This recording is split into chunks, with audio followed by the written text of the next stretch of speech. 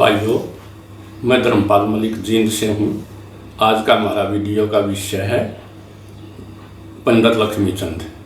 भाइयों, पंडित लक्ष्मीचंद जो है वो गायन विद्या के लीजेंड थे हरियाणा के अंदर। जैसे जो पहलवानी के लिए मास्टर चंद्रकीराम का नाम लिया जाता है, बहादुरी के लिए जो और फुलझाड़ झुलाने वाले का नाम लिया जाता है, कूटनीति के लिए बूढ़ा और निंगाइया इकट्ठे हो रहे हैं। इसी तरह कोई अगर गाने वगैरह गाता और बढ़िया नहीं गाता तो लोग कहते हैं उसको रे लक्ष्मीचंद बैठ जा। ये पंडित जी लक्ष्मीचंद सांग विद्या के निपुण थे। इनका जन्म जिला सोनीपत के अंदर गांव जाटी कलां के अंदर हुआ। ये जाटी कलां जो वो दिल्ली बॉर्डर के पास का गांव है, सिंगू बॉर्डर के पास पड़ता है। पंडित जी के मामा के लड़के का नाम रतिराम था। वो पंडित जी के शिष्य भी थे। उनके अनुसार जो है पंडित जी का जन्म 31 जुलाई 1901 को हुआ। लेकिन पंडित जी के ज़्यादातर शिष्य और उनके फैन सभी आदमी ये कहते हैं पंडित जी का जो जन्म 1903 के अंदर हुआ था और वो 42 वर्ष की उम्र के अंदर स्वर्ग सिधार गए थे, जिसकी डेट 17 अक्टूबर 1945 है। पंडित जी के पिताजी का नाम जो वो पंडित उद्यमीराम था। वो एक गरीब ब्राह्मण थे। उनका घर कच्चा था और पंडित उद्यमीराम के पास 5 एकड़ ज़मीन थी, वो भी ऊबड़ खाबड़ थी। घर के अंदर इतनी गरीबी थी कि जब पंडित जी पैदा हुए तो घर के अंदर गेहूं का चून और गुड़ भी नहीं था। उनकी बुआ जी कांसी की थाली गहने रखकर चून और गुड़ लाई थी और फिर घी नहीं मिला, उनकी माता को लापसी बनाकर खिलाई गई थी।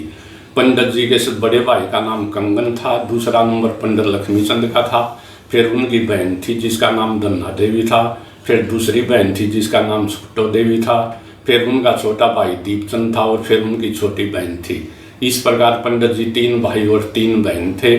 पंडित जी को जब वो 8-10 साल के हुए तो उनको स्कूल में न भेजकर गऊओं का पाली लगा दिया गया। लेकिन पंडित जी के अंदर गाने की प्रतिभा जो है वो नैसर्गिक प्रतिभा थी, जिसको गॉड गिफ्ट कहते हैं। वो पाली होते हुए गुनगुनाते रहते थे। उनको गाना सीखने की इतनी लगन थी कि उस समय के प्रसिद्ध सांगी जो वो दीपचंद खांडा वाले होते थे। दीपचंद खांडा वाले फर्स्ट वर्ल्ड वार का समय था 1914-18। उसके अंदर भी वो लोगों को फौज में भर्ती करने के लिए प्रेरणा देते थे और उनको राय साहब की उपाधि भी मिली थी। खांडा गांव का ही एक दीपचंद नाम का व्यक्ति जाटी गांव के अंदर ज्वार की पूली खरीदने के लिए आया हुआ था और पंडित लक्ष्मीचंद ने समझा ये वही सांगी दीपचंद है। वो जो छुपके से उसकी गाड़ी में बैठकर गांव खांडा के अंदर चले गए। उस समय रागनी नहीं होती थी, चंबोले होते थे। चंबोला अपने आप जो वो भजनी जो वो कड़ियाँ जोड़ते हुए चले जाते थे। जैसे कोई कहता था अफसरी जो वो गरम की, दुकानदारी नरम की, साहूकारी भरम की, औरत शर्म की, औलाद करम की। उसने उस किसान ने, दीपचंद नाम का जो किसान था, वो पंडित जी उसकी खेत में रोटी लेके जाते थे। वो हल चलाता था और जो जोटा लगाता था आराम के लिए, वो पंडित जी को एक आध चंबोला वो सुना दिया करता था। इस कार पंडित जी को 8-10 चंबोले याद हो गए और लय और तरस पंडित जी की भगवान की देन से खुद ही बढ़िया थी। दीपचंद की औरत ने एक दिन 1.5 महीने के बाद बताया पंडित लक्ष्मीचंद को, भाई ये दीपचंद सांगी नहीं है, ये तो गृहस्थी आदमी है। दीपचंद तो वैसे फंस रहा है यहाँ पर। यह पता चलने के बाद पंडित जी अपने गांव के अंदर वापस जाटी कलां के आ गए। लेकिन वो उस किसान से सीखे हुए चंबोले पालियों को सुनाते रहते थे सुरीली आवाज़ के अंदर। फिर एक दिन भजनी पंडित मान सिंह जो वो आँखों से अंधे थे और उन्होंने अपने जीवन में विवाह भी नहीं करवाया था, वो एक शादी के अंदर जो गांव जाटी कलां के अंदर आए। पंडित जी जो वो लक्ष्मीचंद जी सारी रात उसके वचन सुनते रहे और वो भी ब्राह्मण था जिसके वो ब्याह में आए हुए थे। पंडित लक्ष्मीचंद के पिताजी की उसके साथ बनती नहीं थी, इसलिए उसके पिताजी, पंडित जी के पिताजी ने लक्ष्मीचंद को धमकाया, तू सारी रात उसके घर क्यों गया। और पंडित जी जो है सुबह जो है मान सिंह के साथ ही छुप कर चले गए और वो लगभग 1 साल तक पंडित मान सिंह जी के साथ रहे और उसको अपना गुरु बना लिया। पंडित मान सिंह जो ने उसको महाभारत का किस्से की रागनियाँ सिखाई। पंडित जी जो जब भजन करते थे तो जोटा लगाने के लिए 1-2 रागनी पंडित जी से गुआ दिया करते थे। पंडित लक्ष्मीचंद की आवाज़ सुरीली थी, मीठी थी, बारीक थी, इसलिए श्रोतागण कहते ओहो इस बच्चे की सुनवाओ, बच्चे की सुनवाओ। धीरे धीरे वो पूरा महाभारत का किस्सा सीख गए और लोग कहने लगे, पंडित जी को कहने लगे मास्टर जी आप तो आराम करने दो, इस बच्चे को ही गाने दो। पंडित जी ने फिर एक दिन पंडित जी उसको लाड में 1 आध रुपया भी दे दिया करते थे। पंडित जी ने एक दिन कहा, अपने गुरु से कहा मेरा भी कांदी डाल लो। तो गुरु मान सिंह हंस के कहने लगे अच्छा तू कांदी डालने जाओ, का हो गया बेटा इतना बच्चा। लेकिन पंडित जी ने फिर भी, पंडित जी जो भी मिलता था वो बच्चों को ही मिठाई खिला देते थे, दान पुण्य में कर देते थे। इसलिए पंडित लक्ष्मीचंद को भी कुछ हिस्सा देना शुरू कर दिया।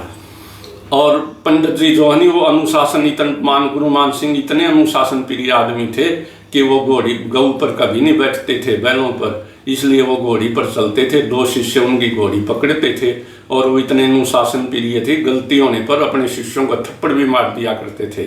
यही गुण आगे चलकर पंडित लक्ष्मीचंद के अंदर आया। वो अपने शिष्यों को जब अनुशासन में नहीं रहते तो डोगा मार दिया करते थे। एक बार उन्होंने मीर सिंह लिलोटी वाले को, जो कि उसका ढोल किया था, उसने सांग जोनी नल दमयंती के सांग के अंदर अच्छी ताल नहीं मिलाई तो अपने जोनी तख्त से उतार दिया था और सारी रात तख्त पर नहीं चढ़ने दिया। और ये रागनी थी नल दमयंत के किस्से की सुरग का नजारा मारे बाग में कर रहे हंस कलोल, हरिहर मारे राम की माया। उसने सारी रात जो नहीं मीर सिंह को तख्त के ऊपर नहीं चढ़ने दिया। पंडित जी बड़े अनुशासन प्रिय आदमी थे। और उसके बाद जो नहीं मान सिंह के पास उन्होंने साल तक गाने की विद्या सीखी, लेकिन पंडित जी चाहते थे कि नृत्य विद्या भी आनी चाहिए। इसलिए वो श्रीचंद जो नहीं मेहंदीपुर वाले के जो सांग करते थे उसके पास चले गए। वहाँ वो लगभग 7-8 महीने रहे। उसके बाद वो सोन कुंडल वाला के पास, ये कुंडल खरकोदा के पास एक गांव है, उस टाइम वो अच्छा सांगी था और उसके सांग में चले गए। वहाँ कुछ लोग ये भी कहते हैं कि पंडित जी 2-3 साल रसोइये का काम किया, क्योंकि उनकी उम्र अच्छी थी, लेकिन उनकी उम्र छोटी थी। लेकिन कुछ समय के बाद वो 2 नंबर के गांव में जनाने का रोल करने लगे और वो अपने सांग में 2 नंबर का बन गए।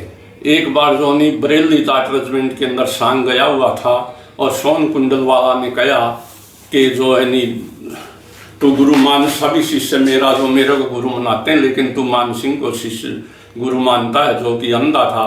मेरे को इस पर लक्ष्मीचंद गुरु को अंधा कहने बड़े नाराज हो गए और उन्होंने कहा मैं तेरे सांग में काम ही नहीं करता। वो रूठ कर जो है नी वहाँ से चले गए, रेलवे स्टेशन बरेली पर आ बैठे।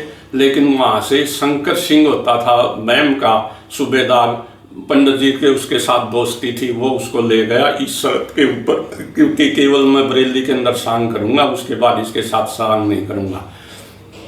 ऐसा ही किया, लेकिन सोन कुंडल वाला ने उसके साथ धोखा किया। उसने और उसकी मंडली ने पंडित जी को पारा खिला दिया।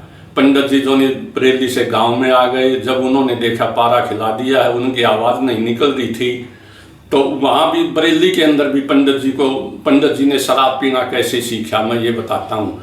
बरेली में जब वो थे तो उनका नमूनिया हो गया और शंकर सिंह सूबेदार ने कहा 2 पैग शराब के ले ले। इस पर पंडित जी जो नहीं वो कहने लगे नहीं मैं तो ब्राह्मण आदमी हूँ, शराब नहीं पीऊँगा। उन्होंने कहा ये दवाई है। पंडित जी ने 1-2 पैग ले लिया, 2-3 दिन लिया, उनका नमूनिया ठीक हो गया। जब वो गाँव में आए तो किसी ने कहा पारा मेरे को तो पारा दे दिएगा, आवाज़ नहीं निकल रही। तो किसी वैद्य ने कहा कि आप शराब पी लें। उसने कहा नहीं मैं ब्राह्मण आदमी हूँ, शराब नहीं पीऊँगा। तो वैद्य ने कहा कि जहर को जहर ही मारता है, इसलिए उसने शराब पीना शुरू कर दिया। लेकिन शराब से उसकी उल्टी हुई और उसमें कुछ पारा निकल भी गया। पारा बहुत ज़्यादा गर्म होता है, इसलिए उस टाइम न बिजली थी, न पंखे थे, न एसी थे।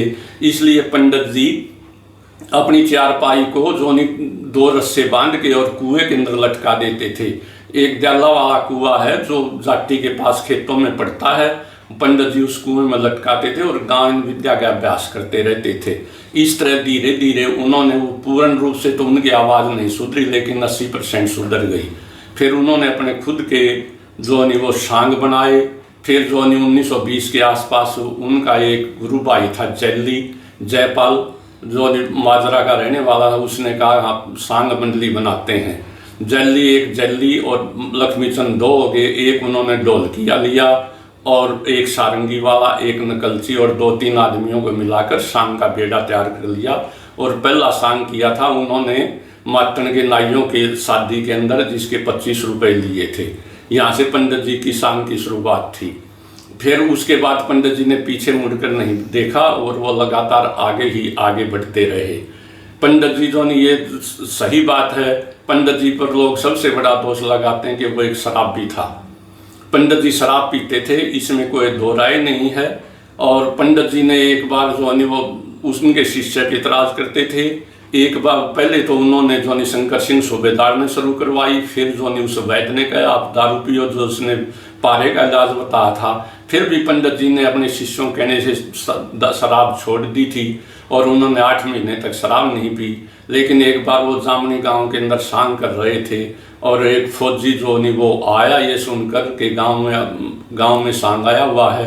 वो स्पेशल बरेली से पंडित जी का सांग सुनने के लिए आया था और हाथ में रुपए और बोतल, पंडित जी उसमें सांग कर रहे थे। उन्होंने पंडित जी को रुपए भी दिए और बोतल दी और कहा कि स्पेशल पंडित जी आपके लिए बोतल लेकर आओ, इनकार मत करो। पंडित जी बड़े नरम दिल के आदमी थे, उन्होंने स्वीकार कर लिया और वहीं स्टेज पर शराब पीकर गाने लगे। उस दिन पंडित जी को भी गाने में इतना मज़ा आया और सुनने वालों को बहुत मज़ा आया। पंडित जी के सांग में एवरेज लगभग 150 रुपये रोजाना आते थे। उस समय चांदी वाले रुपये होते थे, लेकिन उस दिन 350 रुपये जो नहीं सांग के अंदर चंदा आया। और पंडित जी कहने लगे बोलो भाई अपने शिष्यों को दे, मेरे को भी आज ज़्यादा मज़ा आया है। पंडित जी जो है नहीं, जैसे एक बार गालिब ने कहा है पीने दे मुझे मस्जिद में बैठ कर, वरना वो जगह बता सा खुदा ना हो। फिर उसने जो गाली ने मौलवी को कहा अगर है बुझाऊं मैं पल तो मस्जिद को हिला कर देख, वरना पास बैठ 2 पैग पी और मस्जिद को हिलता देख।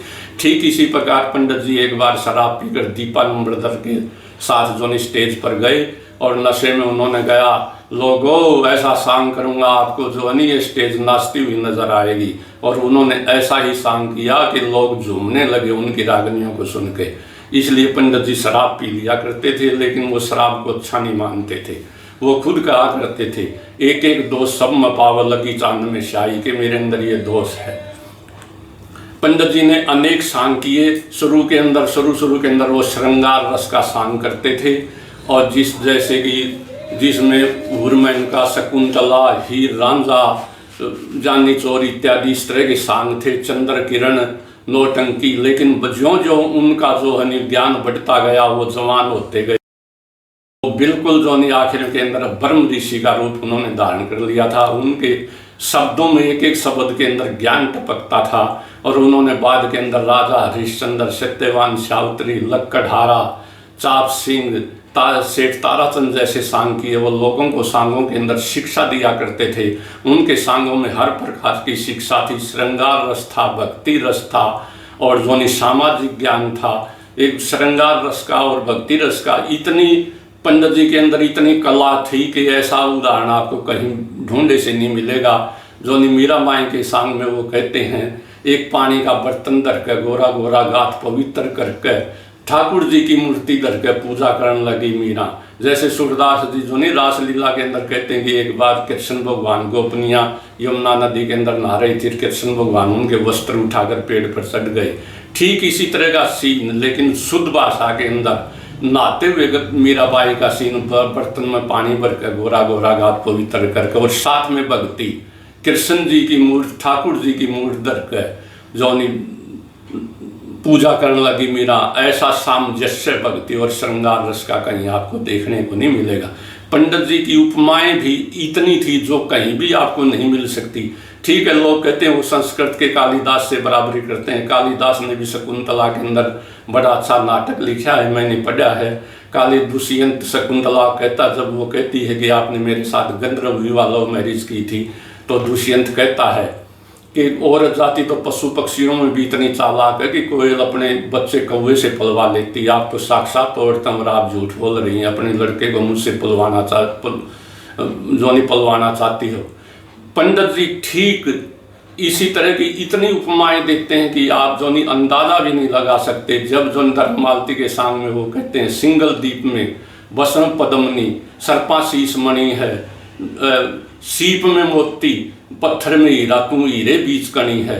कि सिंगल द्वीप के अंदर जो पद्मनी औरतें बसती हैं, पद्मनी औरत वो होती है जिसकी नाक पैनी और लंबी होती है, ईरानियन लो जिसको कहते हैं, चेहरा सुंदर होता है, बाल लंबे होते हैं, गोरी और लंबी होती है, हल्का फुल्का शरीर होता है। इसी तरह जो धर्मशास्त्रों के अंदर लिखा है, जब सांप 100 वर्ष का हो जाता है तो उसके सिर में मणि निकल आती है और वो प्रकाश होता है, और मणि जो सांप को अपनी जान से भी प्यारी होती है। स्वाति नक्षत्र के अंदर जब बूंद बारिश होती है तो वो सीप के अंदर पड़ जाती है, और स्वाति नक्षत्र में पड़ी हुई ही जो वो सीप बनती है। और इसी प्रकार हीरा पत्थर में पाया जाता है। डायमंड कट्स डायमंड, हीरे को हीरा काटता है, और तू हीरे बीच कणी है। तो ऐसी उपमाएं जो पंडित जी देते हैं आपको न शेक्सपियर के पास मिलेंगी, न कालिदास के पास मिलेंगी। पंडित जी तो वास्तव में ध्रुव तारा थे। अगर दूसरे नाटककार, लेखक, कवि तारे हैं तो पंडित जी ध्रुव तारा हैं। पंडित जी की किसी से तुलना नहीं की जा सकती। पंडित जी का तो दुर्भाग्य ये था कि वो जो है नहीं हरियाणवी भाषा के कवि थे। अगर वो अंग्रेजी के कवि होते तो आने वाले 100 साल में भी उन जैसा कवि पैदा नहीं होता, और उनको नोबेल प्राइज और क्या सभी पुरस्कार मिलते।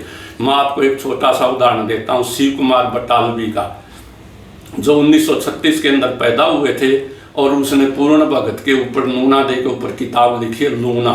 1965 में उन्होंने लिखी थी, और 1967 के अंदर जो है शिव कुमार बटालियन को साहित्य अकेडमी पुरस्कार मिल गया था। लेकिन उसके अंदर जो है शिव कुमार बटालवी ये सिद्ध करता है कि जो नूना दे का कसूर नहीं था, न पूर्णमल का था। भूखा आदमी तो रोटी खाएगा, अगर उसको वैसे नहीं मिलेगी तो भीख मांग कर खाएगा, भीख से नहीं मिलेगी तो चोरी और डकैती करके खाएगा। पेट तो रोटी मांगेगा। सेक्स भी एक भूख है, आदमी उसको पूरा करेगा। और जो इस पर उसको साहित्य अकेडमी पुरस्कार मिला। पंडित लक्ष्मीचंद ने तो ऐसे भाव बहुत ही पहले जो वो प्रकट कर दिए थे। जैसे उन्होंने अपनी एक रागनी के अंदर कहा है,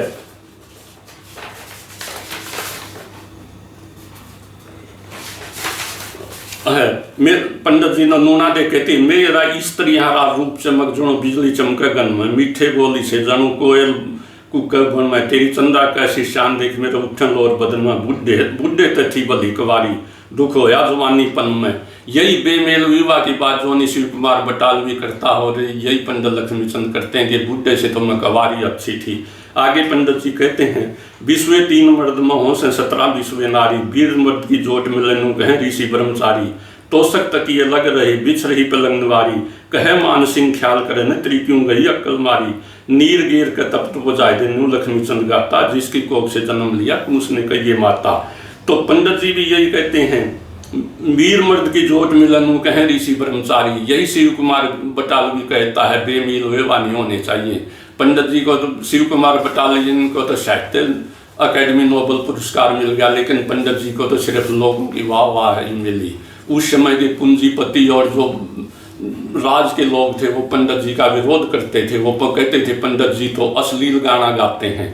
और जो है नहीं एक कहावत भी है कि नाच का के बाजे नाई भगत खुआ गया, लक्ष्मी बामन घूम खाना। उनको इसलिए कहते हैं, ये नहीं वो गंदा गाते। बाद में तो पंडित जी इतने ब्रह्म ऋषि बन गए थे, बिल्कुल जो 10वें द्वार के अंदर पहुंच गए थे। उन्होंने जिंदगी के पिछले 8 साल रुपए को एक हाथ तक नहीं लगाया, एक पैसा तक नहीं लिया।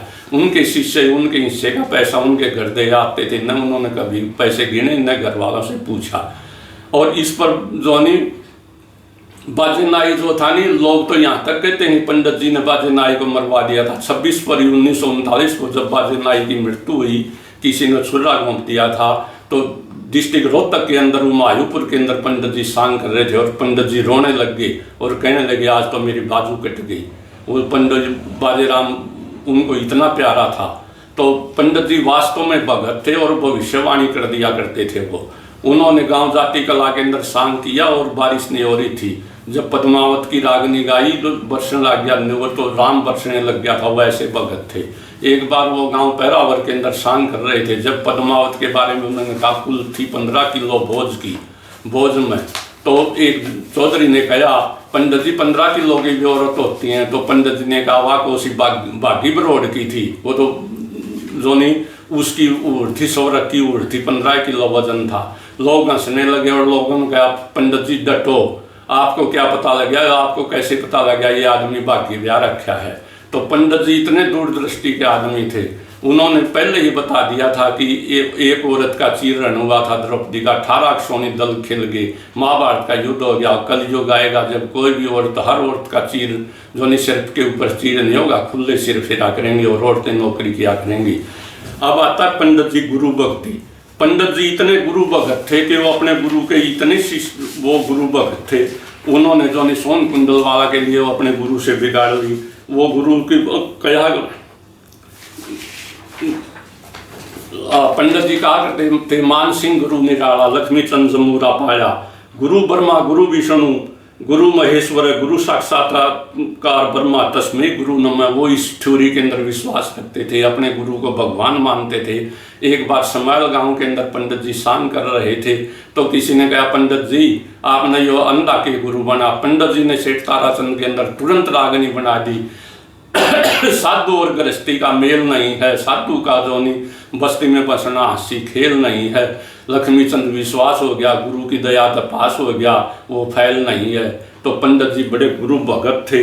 दो लक्ष्मी चंद रट्यागर हर न पूरी होगी आश्री, सतगुरु जी की टहल करें बिन ना हो बुद्धि पास्त्री। पंडित जी ने जो नहीं रागनी बनाई थी, मात पिता हूँ जन्मदन के, नहीं कर्म के साथी, सतगुरु ज्ञान विचार बिना कोई मिलता नहीं है हिमाती। जो सतगुरुओं ने परख दिया वो खोटा ना रहने का, चतुर आदमी कार पशु कदे मोटा ना रहने का, जड़ पतिव्रता का धर्म बना रहे टोटा ना रहने का, जो मालिक ने बढ़ा दिया वो छोटा ना रहने का। पंडित जी बड़े गुरु भगत थे, अपने गुरु को भगवान मानते थे। और जो है नी पंडित जी जो है नी एक दो ही लाइन के अंदर जो है पूरा ज्ञान भर देते थे, गागर में सागर। पूरी गीता को उन्होंने 2 ही लाइन में भर दिया। लक्ष्मी चंद्र शोध फंड मिलेगा, कर्म करेगा फल और दंड। जैसे कर्म करेगा बंदे वैसा ही जो नहीं फल मिलेगा। पंडित जी इतने मतलब महफिल को इस तरह से बांध देते थे। एक बार एक डीएसपी की औरत जो नहीं रात के 2 बजे पंडित जी का सांग चल रहा था और रात के 2 बजे आहिस्ता आहिस्ता आगे बढ़ती हुई तख्त के पास पहुंच गई। डीएसपी ने एतराज किया कि ये तो कोई तांत्रिक आदमी है। पंडित जी जैसे स्वामी विवेकानंद जो नहीं उस अमेरिका के अंदर जाकर उन्होंने काबू कर लिया था लोगों की भीड़ को। इस तरह से पर पंडित जी के अंदर आकर्षण था, उनके शब्दों में आकर्षण था, उनके पास इतना ज्ञान था कि कोई भी आदमी प्रभावित हुए बगैर नहीं रहता था। मेरे गांव सिसाई के अंदर पंडित जी सांग करने के लिए गए, जहाँ पर वो सांग कर रहे थे वहाँ पर एक बाढ़ थी। उस टाइम बाढ़ तो झाड़ों की होती थी, कांटे बोधे हो जाते थे। तो सुबह जो है नहीं लोग इतने, और उन्होंने रात के 12 बजे खड़े हुए थे, सुबह 8 बजे तक सांग करते रहे। सूर्य निकल आया, सुबह बाढ़ नहीं मिली। एक आदमी ऐसा था जो सांग में कभी बैठता नहीं था, लेकिन वो पंडित जी के सांग से इतना मोहित हो गया कि वो ठोडी के नीचे लाठी अड़ाए हुए था। इतने सब कुछ बोल गया, लाठी निकल गई और वो खुद गोडों के बल जाके गिरा और फिर खड़ा नहीं हुआ, बैठ ही गया। इसी तरह पंडित जी जब सांगी जो नहीं सभी राम के 4 बजे के आसपास आराम करते हैं, रात के लिए रिहर्सल करते हैं, जब उनके साजिंदे भीखन ने जो ने सारंगी के ऊपर तार निकाला तो पंडित जी जो ने उसे गाली देने लगे कि आपने जो ने ये धुन रात को क्यों नहीं निकाली, अब निकल रहा है। और वो धुन जो ने सीधी उनके दिमाग के तारों से जा टकराई और पंडित जी लगातार 2 घंटे तक गाते रहे। पंडित जी के ने अपने जीवन के अंदर लगभग 22 सांग की जो ने सांग बनाए, उनमें से 8 सांग उनके यूपी में चोरी हो गए थे। 2500 के लगभग रागनियाँ बनाई 1000 धुनें बनाई। पंडित जी जब शांग कर रहे थे असलापुर के अंदर, तो वहीं पर उनकी सगाई हो गई थी। उनकी पत्नी का नाम बरभाई देवी था, उनके बड़े पुत्र का नाम टुल्लेराम था, जो है नहीं वो टुल्लेराम भी शांग किया करता था। और आजकल उनका पोता विष्णु दत्त कौशिक, पंडित जी गौड़ ब्राह्मण थे और उनका गोत्र कौशिक था। विष्णु दत्त कौशिक भी शांग करता है, लेकिन पंडित जी वाली बात नहीं है। पंडित जी को ये बड़ा पछतावा था कि वो अनपढ़ रहे। उन्होंने जो नहीं गरीब लोगों के लिए जो नहीं वो पाठशाला खोल ली, आज खटकड़ गांव के अंदर खोली थी। ये खटकड़ जो नहीं जाटी गांव के पास ही गांव है, जींद जिले वाला खटकड़ गांव नहीं है। और उस पाठशाला के अंदर विद्यार्थियों को कोई फीस नहीं लगती थी, कोई रहने रेजिडेंस फ्री था और जो नहीं कोई फीस नहीं थी, खाना फ्री था, सब कुछ फ्री मिलता था ताकि गरीबों के बच्चे पढ़ सकें। और पंडित टीकाराम रोहतक वाले जो ने वो उस पाठशाला के अंदर पढ़ाया करते थे। पंडित टीकाराम के साथ जो पंडित लक्ष्मीचंद जी का संपर्क तब हुआ था जब वो खरखुदा के पास पीपली गांव में सांग कर रहे थे और उन्होंने पूछा मेरी रागनियाँ में क्या कमी है। तो पंडित टीकाराम ने कहा कि जो है नहीं आपकी रागनियाँ तो बढ़िया हैं, शब्द भी बढ़िया है, लेकिन उनमें तारतम्य की क्रॉनिकल वे कहते हैं जिसको हिस्ट्री के वजह से साल के वो कमी है। पंडित टीकाराम को उन्होंने अपने पास ही रख लिया और उसकी तनख्वाह देनी शुरू कर दी। ऐसे थे पंडित जी। पंडित जी ने अपने गांव के अंदर गौशाला भी खुलवाई। उन्होंने के अंदर 36 लाख रुपए चंदा इकट्ठा किया था। उस टाइम चांदी वाले रुपए होते थे। और हरियाणा के अधिकतर स्कूल, पाठशालाएं, तालाब, कुएं, गौशालाएं पंडित जी के सांगों से बनी हैं। और पंडित जी के सांगों से बनी है। गंधर्व पंडित जी को जो नहीं वो गंधर्व अवतार भी कहते हैं। गंधर्व वो होता है जो इंद्र भगवान की सभा के अंदर जो नहीं गाने बजाने वाले होते हैं। तो आपने इंद्र देवता का नाम सुना होगा। सवर का राजा इंद्र देवता है और जल का देवता भी, वर्षा का ऋतु देवता भी इंद्र देवता है। लेकिन आपने हिंदुस्तान के अंदर कहीं इंद्र भगवान के जो नहीं वो मंदिर नहीं देखे होंगे, क्योंकि इंद्र भगवान ने एक बार गलती करती थी। इंद्र देवता ने वो गौतम के घर घुस गया था और चांद जो नहीं मुर्गा बन के बोला था, इसलिए चांद के तो गौतम ने जो नहीं धोती मारी, उसको तो धब्बा लग गया और इंद्र को शराब दे दिया। तो चंद्रकिरण के सामने पंडित जी कैसे समझाते हैं कि आदमी का चरित्र अच्छा ही होना चाहिए। एक रागनी में वो समझाते हैं, रानी जो नहीं वो चंद्रप्रभा उसको समझाते राधा मदन सेन को, धक्के खाने वाले मानस कपिया घर और बार रहे कोन्या, तो दिल्ले का वो जगह इज्जतदार रहे कोन्या, राज में रोग ताज में जल की मेरे बरतार रहे कोन्या ना। राज करनी राजा ने तो बहुत समाई चाहिए सर, और दूसरा ब्याह करवा ले जन नई लुगाई चाहिए है। लक्ष्मी चंद मेरी एक ना मानना क्यों हो गया करती तंग पिया, या कागज की तस्वीर देख क्यों अक्ल होगी भंग पिया।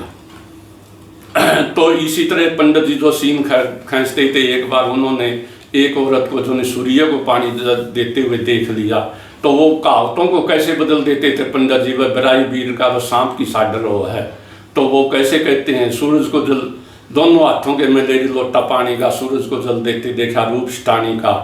और लक्ष्मी चंद कह मैं बोल लूँ डरता कदे कर जे गिल्या वाणी का, क्योंकि सांप की साप डर हो जाकर ऐसे वीर बराने का। पंडित जी मूर्ख आदमियों को भी पसंद नहीं करते थे। उन्होंने एक बनाया धोआ बनाया, शक्कर की भरी ना परात, बूढ़ा की एक डली, मूर्ख की सारी रात चैत्र की एक घड़ी। इसी तरह जैसे हम कहते हैं भाई खांसी खीर में चिकना नहीं खाना चाहिए, तेल की कचौरी ना अच्छी खांसी खीर में बहू, वर लक्ष्मी चंद का छप्पड़ न्यारा घेर में बहू। तो पंडित जी तो ऋषि मुनियों के तरह में गांव में गए हुए भी अकेले ही घेर में रहते थे, वो वास्तव में ऋषि थे। तो गंधर्व अवतार कहते हैं उनके शिष्य जहूर मीर ने कहा कि वो गंधर्व अवतार थे। उनके सबसे बड़े शिष्य पंडित मांगेराम थे। पंडित जी का जन्म 1903 में और पंडित मांगेराम का जन्म 1905 में हुआ था। वो दोनों हम उम्र थे और पंडित मांगेराम पंडित लक्ष्मी चंद के रिश्ते में चाचा भी लगते थे। और पंडित मांगेराम ने भी खुद कहा है कि वो गंधर्व का अवतार थे, गंधर्व बनकर आया था। उसका यो देश पसंद भी ना था, सब बातें न जाना था, वो मति मंद भी ना था, चौगर्दे ने देखा करता, वो कति अंध भी ना था। लोग कहें उसने लक्ष्मी चंद पर, वो लक्ष्मी चंद भी ना था। मांगेराम के छाना हमने बिना छाने कुछ ना, बेटी बहु ठिकाना अच्छी बिना ठिकाने कुछ ना। इसी प्रकार से पंडित जो है नी देवी राम पहरावर वाले, पहरावर जो नहीं ये रोहतक के पास गाँव है अबोर के पास, तो वो जो नहीं पंडित जी के बड़े दोस्त थे। उन्होंने भी कहा है कि जो केवल लक्ष्मी चंद ने सांगी समझ है उसकी बुद्धि मंद है। जो पंडित जी सांगी अकेले सांगी नहीं, वो और बहुत कुछ थे। पंडित जगदीश चंद्र ऐचरा वाले ने भी कहा है शरीर लक्ष्मी चंद मनुष्य ना थे, गंधर्व स्वर्ग से आए थे। माता पिता ने तप करके वो पुत्र रत्न में पाए थे। उनके शिष्य सुल्तान ने भी कहा है वह पंडित जी ने कुछ जो नहीं नया छोड़ डाई नहीं किए गाँव। पंडित जी के अनेक शिष्य थे, सबसे प्रसिद्ध शिष्य मांगेराम जी थे और जोनी माईचंद, उनके अनेक से माईचंद थे, रामचंद्र थे, जोनी चंदन थे और जोनी बनवारी था। अनेक उनके शिष्य थे। सुल्तान था सांग करने वाला। दयानंद चंद मायना ने उनके शिष्यों को इस प्रकार जिक्र किया है। माईचंद रतिराम तुंग राखे अपने पास तने, मांगेराम वीर सिंह धारा चेले पावे खास तने, सुल्तान सांगी रामचंद्र चंदन पे थी आस्त ने, शुक्ल पक्ष आसूज गैस ने ले आखिरी सांस ने, चंद फिर टोता ना तू टोए तो पाया। उनके ऐसे शिष्य थे जो माई चंद जो वो बहुत बड़ा बड़ा कलाकार था। दारे जो था, आपने दोनों लोगों को रुक के मारते हुए सुना होगा, शराबियों लोगों रे भाई दारे जो वो पंडित जी के सांग के अंदर नाचने और गाने वाला था, बड़ा अच्छा कलाकार था। वो जो पद्मावत के सांग में पद्मावत बनता था, बड़ौत का रहने वाला था, उसका गांव दिखाना था और जोगी जाति से जोगी था। पंडित जी का जब 1945 में स्वर्गवास होगा तो वह उनके शिष्य सुल्तान के सांग में भी रहा, लेकिन पंडित जी जैसा मजा नहीं आया और उन्होंने फिर जाके बड़ौत के अंदर करियाने की दुकान कर ली। उनके शिष्य मुंशी चंदगी और बनवारी 1947 के अंदर पाकिस्तान चले गए और 1947 से 1955 तक उन्होंने पाकिस्तान के अंदर सांग किए। मुंशी जो था वो हूबहू वो पंडित लक्ष्मीचंद बन जाया करता था। उनके अनेक शिष्य थे, लेकिन पंडित जी जैसा कोई नहीं हुआ। अब आता है पंडित जी के अंदर जो पंडित जी ने का जिंदगी में कोई भी फोटो नहीं मिलता, उन्होंने कोई फोटो नहीं, उनका ओरिजिनल फोटो कहीं भी नहीं है। पंडित जी का जो रतिराम उनका जो मामा का लड़का था, उसने सिंह बोर्ड के ऊपर हनुमान जी का मंदिर बनाया है और हनुमान जी के मंदिर के अंदर पंडित लक्ष्मीचंद की भी मूर्ति है जो कि गंधर्व अवतार के रूप में जो वहाँ पर देखी गई है। पंडित जी के नाम पर आजकल जो गांव अटेरना में जो कि जाति के पास है 50 एकड़ जमीन के अंदर जो संस्कृति यूनिवर्सिटी बन रही है। पंडित जी के नाम पर हरियाणा सरकार जो हरियाणवी संस्कृति को आगे बढ़ाने के लिए पंडित लक्ष्मीचंद के नाम से पुरस्कार भी देती है।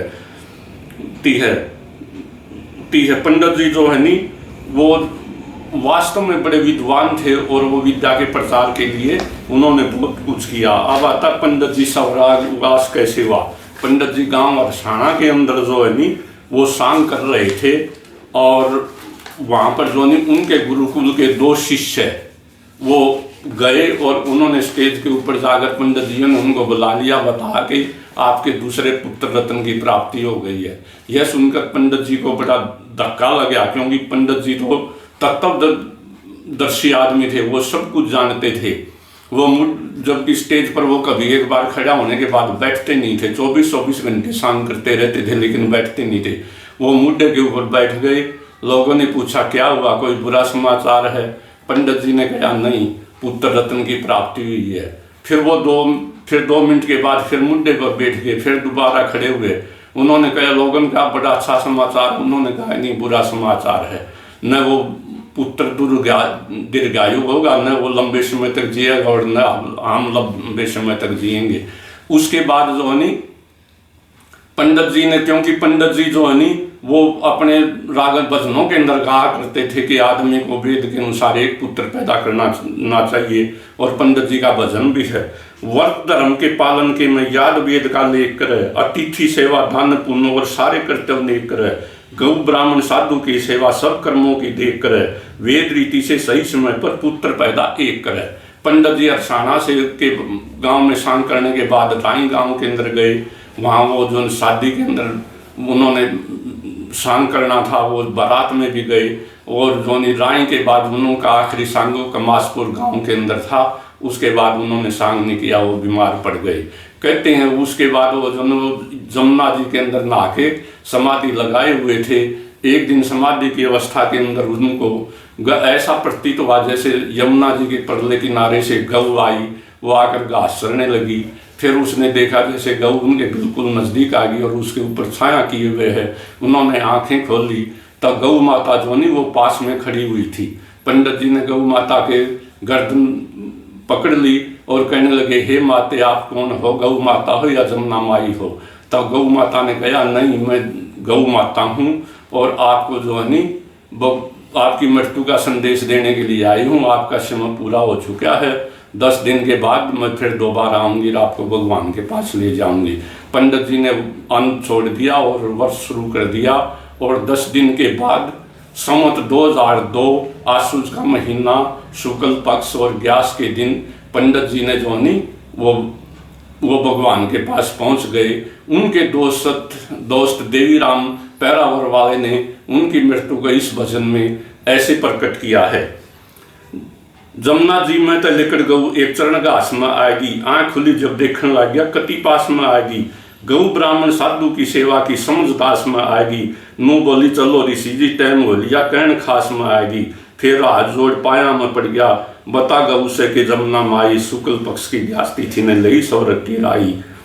अरे के छोटा के बड्डा जाति गाम खड़ा था जड़ में, सेवा रोवा राट माच की कुटुंब तमाम खड़ा था जड़ में। भगत जी की रक्षा करने सुंदर श्याम खड़ा था जड़ में। इस झगड़े ने देख देवी राम खड़ा था जड़ में। कल्ले वाड़ चांद सा गया जुड़ गए लोग लुगाई, शुक्ल पक्ष की व्यास तिथि ने चला सूरज की राई। पंडित जी अपनी मृत्यु के समय 45,000 रुपये चांदी वाले छोड़ के मरे थे और उन्होंने घर वालों को कहा था कि मेरी पाठशाला बंद नहीं होनी चाहिए। पंडित जी की मृत्यु के ऊपर सारे जोनी हरियाणा के अंदर बड़ा दुख हुआ। उनका एक भगत था, उन प्रशंसक था, उसका नाम दलीप था और वो सांपला में दुकान करता था। मातरण गाँव का रहने वाला ब्राह्मण था। उसने पंडित जी की मौत के ऊपर वो रोने लगा और कहने लगा, अरे भगवान तने एक बामणे चाहिए था, तया दत्तोड़ सारी बामणा की बरी तू 10 बामण ले जेरी जुलम के तने करना था, पंडित जी के तने मारने थे। इसी प्रकार 47 से पहले रांगड़ों का बहुत बड़ा गांव होता था बलियाली, बड़ा प्रसिद्ध गांव था। बलियाली के अंदर एक भाट था और उसके 3 लड़के थे। उसके 2 लड़के बाजरा काटने गए हुए थे। जब तीसरा लड़का उनकी रोटी लेके गया तो उसने बताया कि आज पंडित जी स्वर्ग सिधार गए। तो भाई के मुंह से निकल पड़ा, अरे भगवान ईसा जुलम के करना था इस ताप से तो तुम्हारे तीनों भाई हम तो एक ने ले जे। इसी प्रकार जब पंडित जवाहरलाल नेहरू का जो 1964 के अंदर निधन हो गया, 27 मई 1964 को निधन हो गया, तो बस में एक सवारी ने कहा पंडित जवाहरलाल नेहरू गुजर गए। तो लोगों ने कहा, पंडित जी के प्रशंसक ने कहा, जवाहरलाल नेहरू की बात है, इस धरती पर तो पंडित लक्ष्मीचंद जैसे चले गए, वह तू नेहरू न रोए है। मेरा कहने का तात्पर्य ये है, लोगों के दिलों पर पंडित लक्ष्मीचंद जी राज करते थे। लोग उनको इतना पसंद करते थे कि नेहरू से भी बड़ा समझते थे। पंडित जी को एक और बड़ी चिढ़ थी, वो काम चलाओ कहने थे, काम चलाओ शब्द से उनको बड़ा चिढ़ थी। वो जो काम भी करते थे तो पूरी निष्ठा से करते थे, वरना बिल्कुल भी नहीं करते थे। 1970 के अंदर पंडित जी के पास रहने वाले दूल्हा खान जोनी उनका सारंगिक वादक था, नानक जोनी वो ढोलक वादक था, सुभान हारमोनियम बजाता था। नानक जोनी वो दूल्हा खान जोनी वो अपनी सारंगी के ऊपर प्रैक्टिस कर रहा था। उनके पुत्र जहूर ने मीर ने देखा तो सारंगी बजाते हुए दूल्हा खान धुन निकाले हुए थे नौटंकी के सांग की कई और उस नौटंकी गौरी ने, और वो रोन उनकी आंखों से आंसू टपक टपक गिर रहे थे। जब उसके पुत्र ने पूछा पिताजी क्या बात है, वो कहने लगे गाना बजाना तो पंडित लक्ष्मीचंद के साथ था, अब तो पेट के लिए सारंगी बजाऊँ। तो पंडित जी का लोगों के ऊपर इतना असर था कि पंडित जी को कलयुग के अवतार थे, वो इंसान नहीं थे, वास्तव में अवतार थे। और वो जोनी वो बड़े देश प्रेमी थे, समाज सेवक थे, समाज सुधारक थे। जय हिंद भाइयों। अगर आपको वीडियो पसंद आए तो कृपया चैनल को सब्सक्राइब जरूर कर देना।